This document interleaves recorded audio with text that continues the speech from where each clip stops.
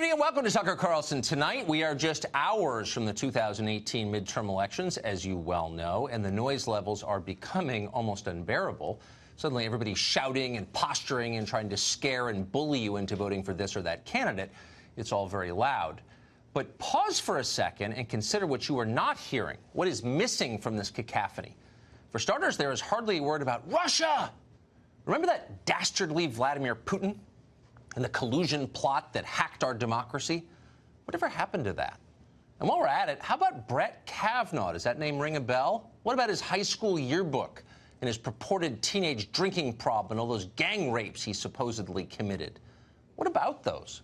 Those were the biggest stories in the world not so long ago, 24/7 on the other cable channels. Those stories were going to define this election. They were going to define this entire historical era. Everybody on television told us that. And now they are just fading memories.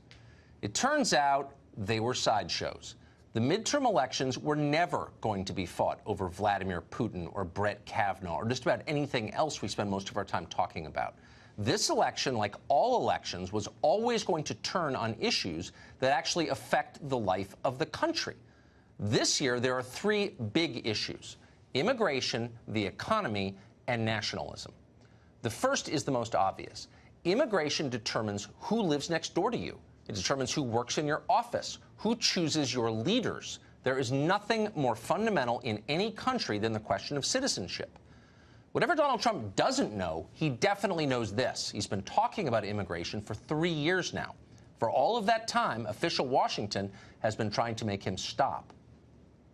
The way Donald Trump has been conducting this campaign, attacking brown people, making up stories about, possibly George Soros funding caravans that are still, 800 miles away to try to scare white voters.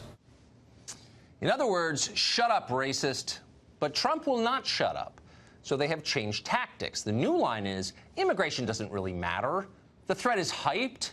Only dumb people and bigots care about borders. By the way, parties of both sides seem to believe this. Paul Ryan's office let it be known to Politico this morning that the Speaker of the House begged the president last night to stop yammering about this caravan from Central America and start talking about something important like Paul Ryan's tax bill. That's preemptive blame shifting, obviously. If Republicans lose tomorrow, Paul Ryan can point the finger at Trump rather than accept responsibility for not funding the wall that voters said they wanted. But it's also a ludicrous position to take because it's untrue. Immigration does matter. If, for example, Arizona and Texas go to the Democrats tomorrow, immigration will be the reason. Those were Republican states until the population changed. So no matter how much you lie about it, immigration is inherently important, and voters understand that. If you want people to stop worrying about the border, maybe you should secure the border. Then it won't be an issue.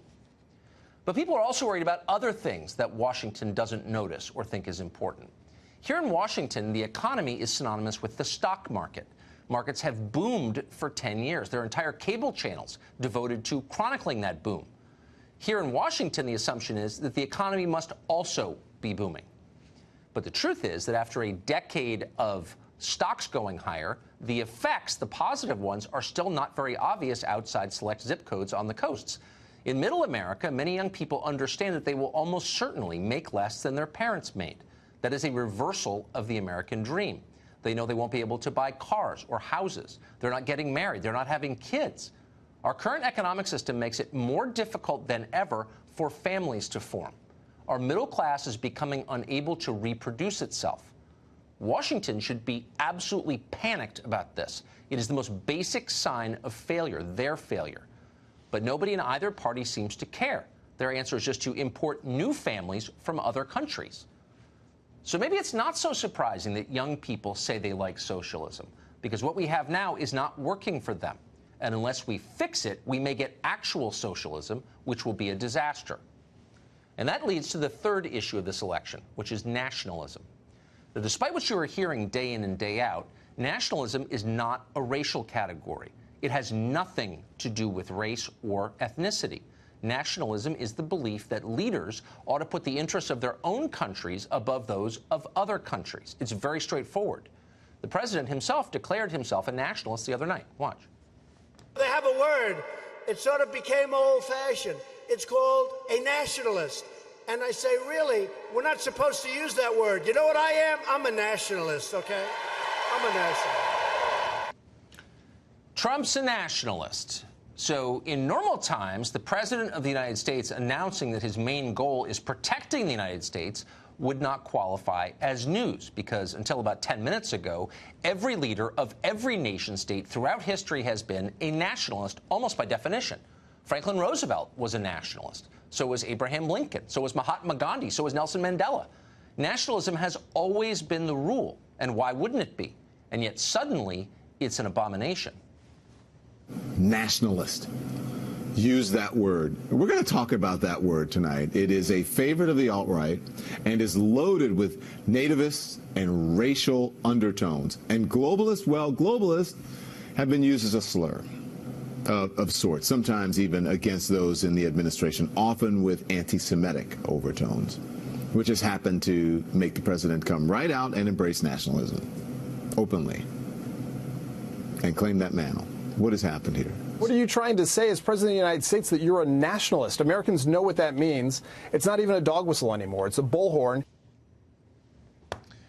Dumb people repeating the same talking points. So the message is nationalism is now profanity, the word itself. Twitter and Facebook will surely be banning the term if they haven't already. But why? What exactly is going on here? Why are they so intent on stamping out not just the concept, but the very word?